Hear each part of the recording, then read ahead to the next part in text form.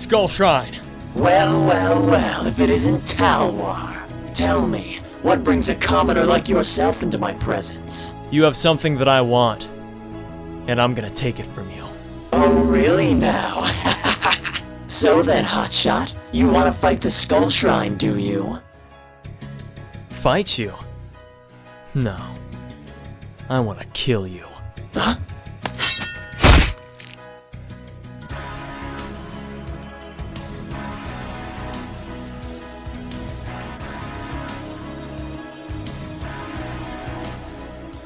Hey guys, what is going on? It is me, BikiriBox12 here, and welcome to part 1 of the Month of the Mad God Marathon 2. We're all December long, and probably parts of January, we will be looking at nothing but event gods. Starting off with the Skull Shrine. Now before I begin, I'm going to briefly go over the whole concept of event gods as a whole, so that way you'll have a general understanding of the topic at hand. Event gods are different from quest gods. Quest gods, or set-piece bosses, are all present within the realm right from the get-go, whereas event gods are spawned by Oryx upon a certain command. If you kill a specific number of Ent Ancients, that could trigger an event god to spawn. And before you ask, yes, that does unfortunately mean that an event god could at any time spawn right on top of you. Lucky for us though, that is an incredibly rare event, because if it wasn't, well, it would be like SWAT-sec all over again. What, too soon? Oh, too late. In the case of the Skull Shrine, it has a chance of spawning in either the highlands or the mountains, and it comes equipped with its own shrine terrain, to give it that little extra flair of detail that I oh so love, while at the same time distinguishing itself and giving the Skull Shrine a sense of identity. Now I want to take a moment to address something that we all know but I think often forget about. Realm is a bullet hell. It's designed around the assumption that you're going to get hurt. You are going to get hurt. This isn't like Mega Man X where you can plan your attacks and movements accordingly to the enemies in front of you and completely avoid taking damage based on skill alone. No, you're gonna get hurt.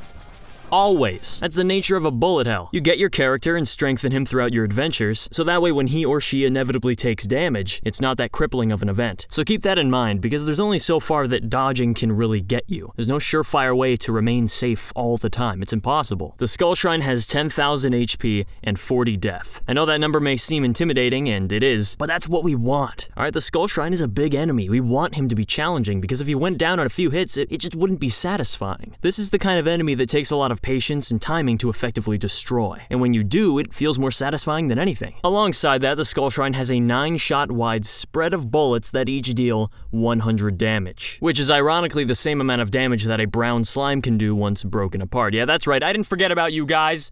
You bunch of freaks! You fecal nightmares! On top of the Skull Shrine himself, you will also have to pay attention to the, count 'em, 40 flaming skull minions that he can spawn.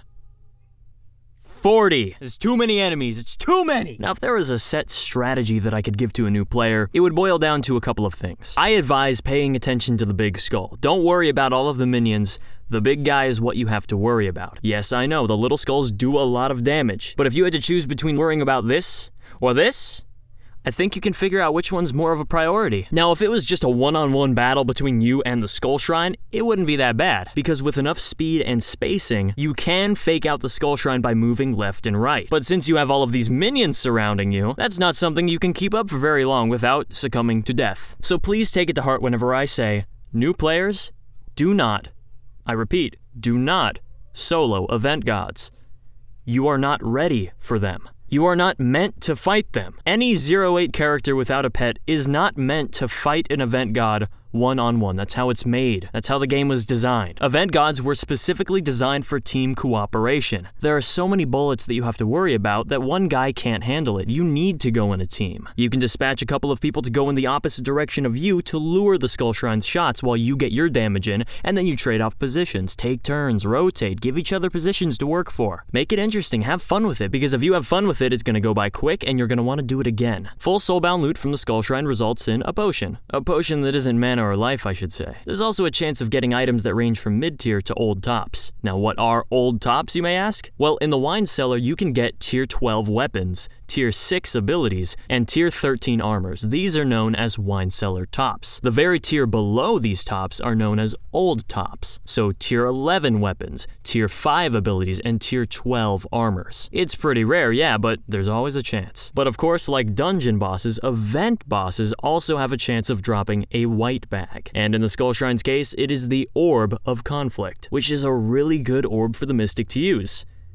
At least I assume so, because I've never had one, I don't have one now, and unless they bring back UT Weekend, I don't think I'll ever have one. That's the Skull Shrine in a nutshell. Really cool enemy, I love his design, I love the way he was executed. So, I hope you guys enjoyed, and I hope that you stay tuned for part 2 of the Month of the Mad God Marathon 2. Thank you guys for watching, and as always, don't forget to check out the next episode whenever I post it, which will probably be soon. Alright. See ya. I'm not kidding, folks. That is the maximum number of minions.